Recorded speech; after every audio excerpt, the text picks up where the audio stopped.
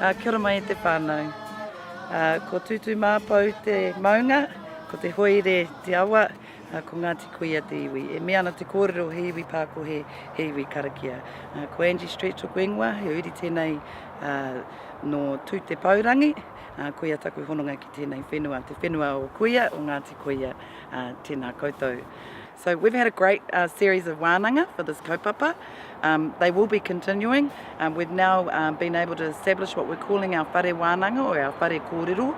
And so it's just putting them all into some kind of order so that we know that every year we have our titirangi kaupapa, we have our iwi pākohe, we have our pākohe kaupapa, we'll have a te reo me ona tikanga kaupapa happen each year, as well as our Ngati Kuia Day, our kaumātua dinners and the kinds of things we do. We're really fortunate because our people have foresight. They want a reo me ona tikanga strategy, which means that we're keeping that connection between our tikanga and our reo, which is something that I've observed get a bit lost along the way over the years during our language renaissance, if you like. Each hui has grown in numbers. And we've been really fortunate to have a wide range of ages. These hui have been massive because we've had from our little babies right up to our toro pā and our pakeke. The input of our whānau across this whole kaupapa has been really heartwarming. I see people that are hungry to create a different way for our tamariki and our mokopuna.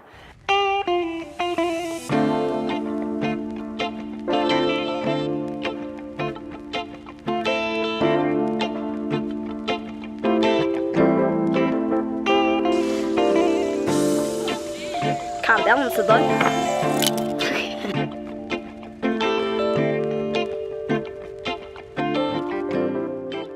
So this kaupapa with Te Reo me ona tikanga and the strategy that I've been helping develop with all of our whānau here in Te Tauihu is about reconnection.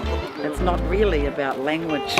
It's actually about reconnecting through whakapapa, to each other, to our surroundings, and through that our reo is a byproduct, as well as whanaungatanga, koteitanga and all those other things that go with it. It's weird because they all look different.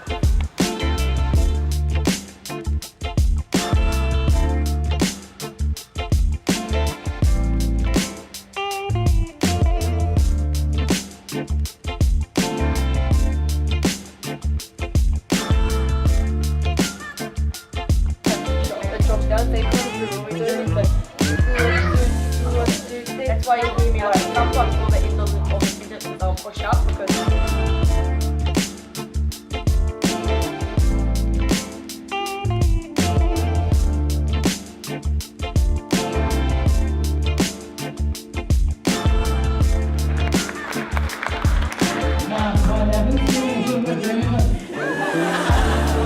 hey, we're just a whānau, just one whānau. There is no separation here, right?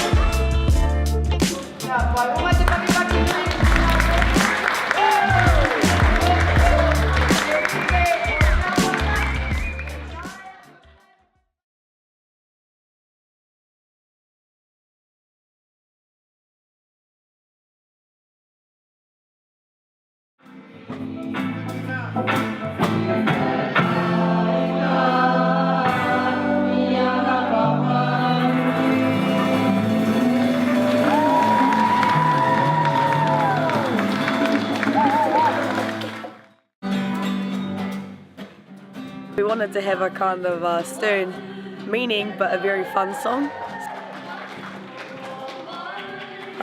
If you don't have anything to offer when you come to the marae, so nothing positive to contribute to anything, don't bother coming, type of thing.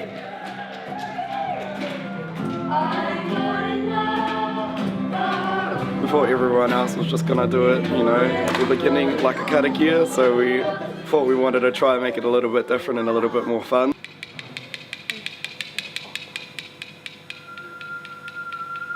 I think we accomplished that pretty well, making sure that everyone was enjoying it rather than dreading to go out, you know, so. Ko te reo o manutira ka tangi nei i te ao.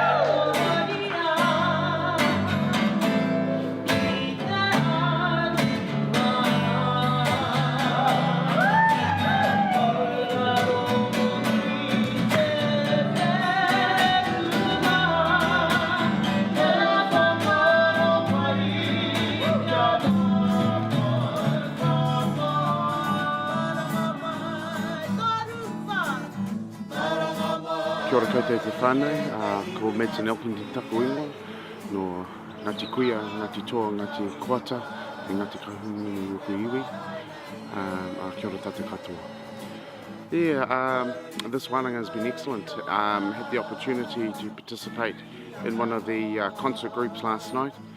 I guess this was a highlight for the hui itself, for most of us here Ngati Kuia.